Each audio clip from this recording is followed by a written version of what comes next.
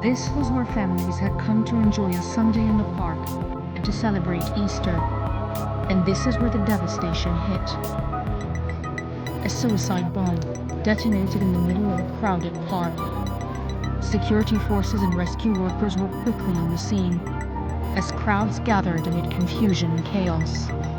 As the dead and injured were carried to hospitals across the city, one man described how he tried to help. I carried 20 children to the ambulance to be taken to hospital. I moved 3 bodies to a police car. At the time of the blast, the children were playing at the ground. As the casualties arrived at the city's main hospitals, so too did relatives, desperate for news. Nasreen was among them. She had lost her 2 daughters in the blast. My 2 girls were in the park, she says. They were both killed. We found 1 body, the others still missing.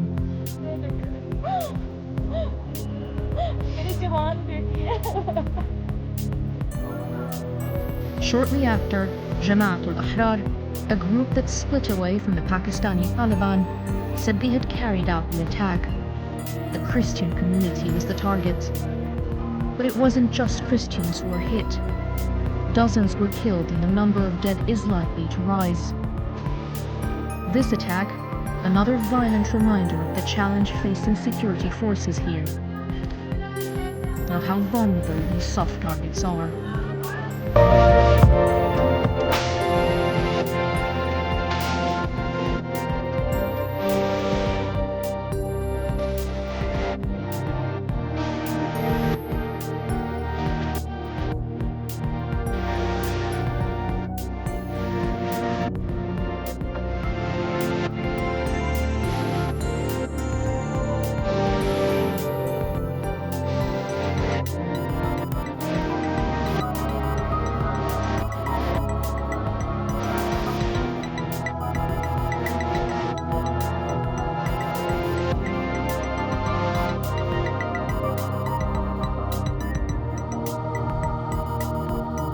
And the president there declaring a 3-month state of emergency.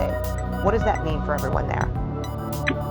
So that just shows how serious he's taking the situation. That gives the police, the army, extra powers to make arrests, to search people, and also to detain people for an extended period of time.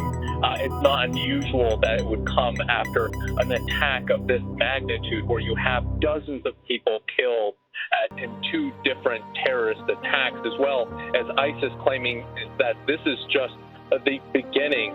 The president also saying that those who carried out this, who helped carry out this attacks, remember that first one appears to be a package or an explosive device that was left behind. So he's vowing that those people will be hunted down and they will be brought to justice. But he's also calling for calm and unity right now. These sorts of incidents can at times be a source of division as emotions are raw. He's calling for calm and unity and for people to be alert.